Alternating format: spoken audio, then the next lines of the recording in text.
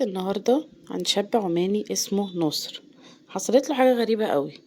في سنة 2020 جاله اتصال من بنت بالغلط، قالت له الو، ابراهيم معايا؟ قال لها لا. قالت له اسفة الازعاج وخلاص قفلت.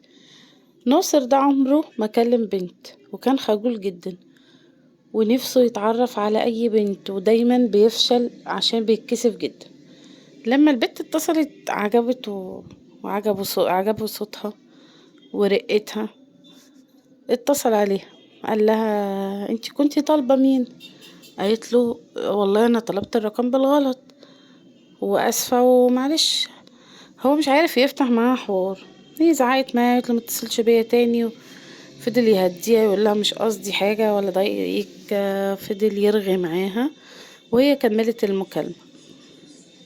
ناصر من أول مكالمة دخل في حالة حب لأنه ملوش تجارب ولا خبرة، والبنت فضلت ترغي وتضحك معاه مرة ورا مرة لحد ما ناصر خلاص عشقها. جت في يوم قالت له أنا عايشة في عمان عند أختي، بس أنا أساسا يمنية. قال لها أنا مش فارق لي، أنا عايزة أتجوزك وخلاص، ومش هيهمني انتي منين ولا أي حاجة.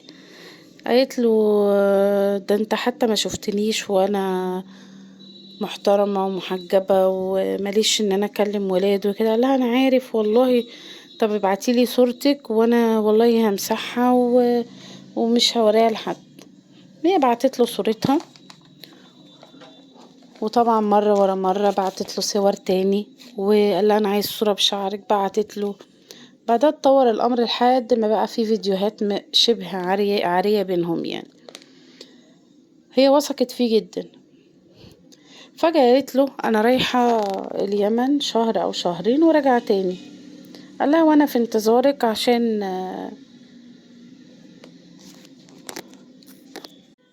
نقعد ونتكلم في موضوع الارتباط الرسمي. هي راحت اليمن يومين 3، وهي تبعت له صور البلد وصورها المنطقة عندهم، وفجأة اختفت. وهو يبعت في رسائل وهي ما فيش فايدة، متردش خالص. عدى اسبوع لقاها بتتصل، رد لقى صوت راجل. قال له انت ناصر؟ قال له ايوه. قعد يشتم فيه ويسب ويا واطي يا زبالة، ما خلاش اي شتيمة اللي ما شتمها له. قال له انا اخوها يا حيوان، وشفت كل الرسائل والمكالمات والصور اللي بينكم. ناصر اتبرجل قعد يقول والله انا ما عملتش حاجة، كل اللي بينا كلام بس، وانا غرضي شريف، انا عايزة اتجوزها. قال له اخرس يا حيوان. قال له ده انا هجيلك وهقتلك ومعايا كل بياناتك، ده انا كسرتها ما فيهاش حتة سليمة، وفي المستشفى بين الحياة والموت. طبعا ناصر خاف جدا، ما بقاش ينام من كتر الخوف. بعدها بكام يوم اتصل اخو البنت التاني، قال له انا اخوها التاني، بص احنا نقدر نوصلك ونجيبك بكل سهولة، احنا ولاد عمي كلهم عندك في البلد، وهنوصلك ونقتلك ونعمل فيك كل حاجة. انت ما تعرفش هي حصل فيها ايه بسببك.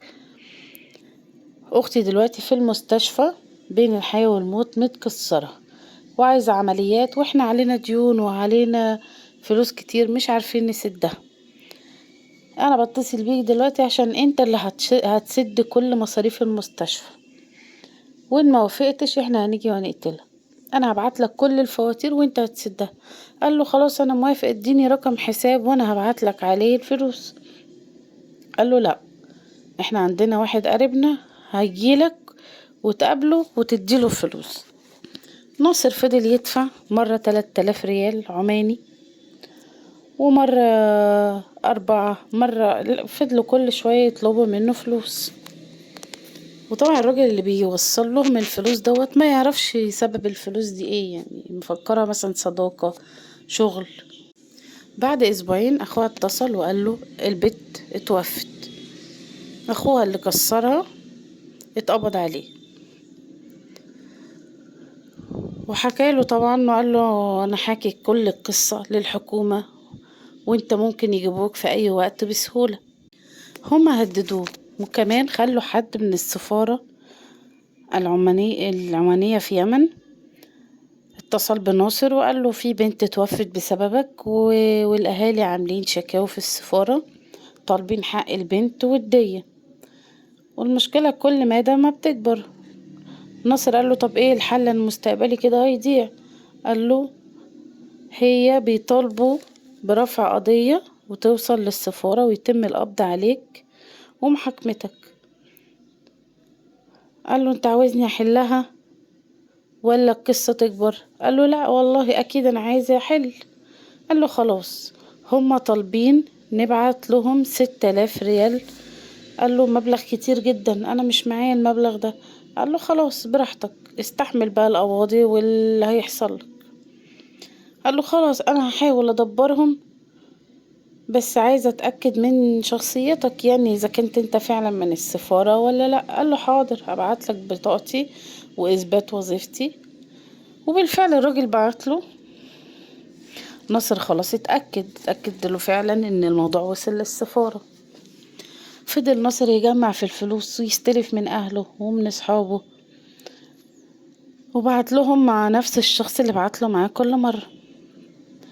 بعديها قالوا له ايه، احنا عايزين نقفل القضية اللي رفعناها عليك في اليمن، وعشان نقفلها لازم رسوم 1000 ريال. قال لهم حاضر.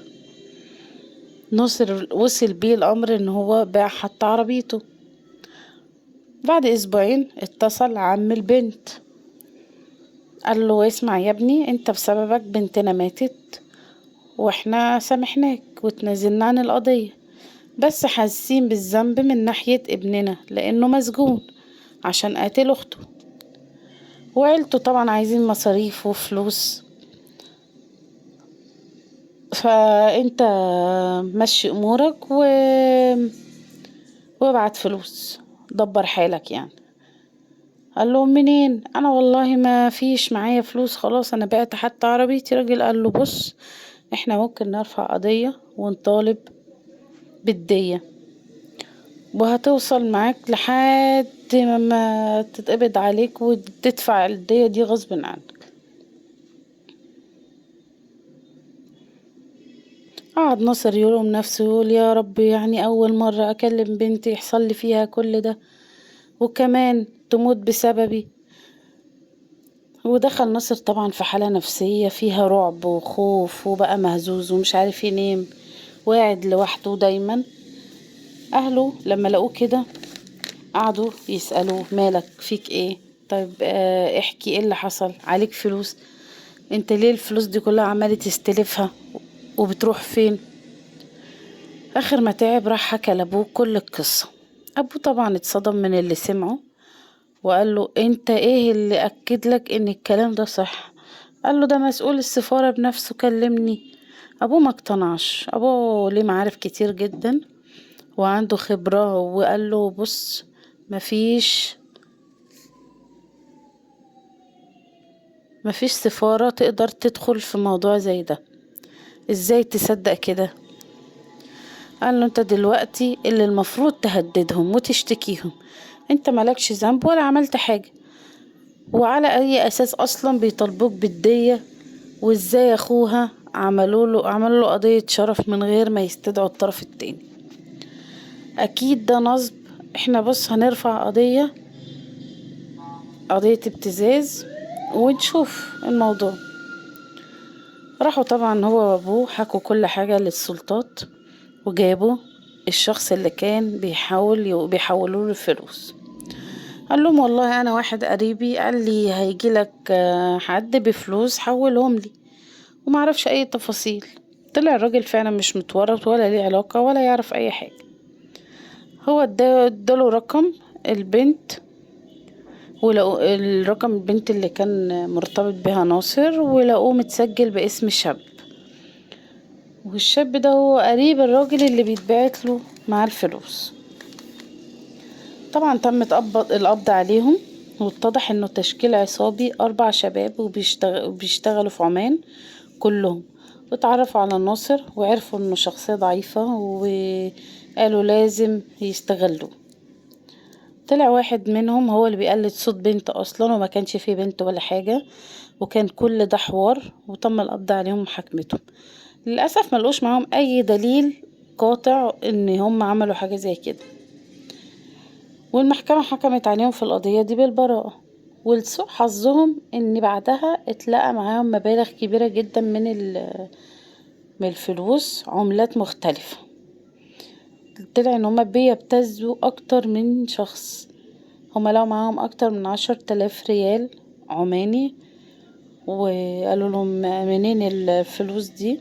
قالوا والله احنا بنلمهم عشان نبني مسجد. قال لهم دي جريمة تانية اصلا، ان انت تجمع اموال بدون ترخيص وبدون وجه حق. في النهاية لازم نخلي بالنا اصلا كويس جدا من اي محاولة احتيال عن طريق التليفون. ودي كانت نهاية قصتنا النهاردة.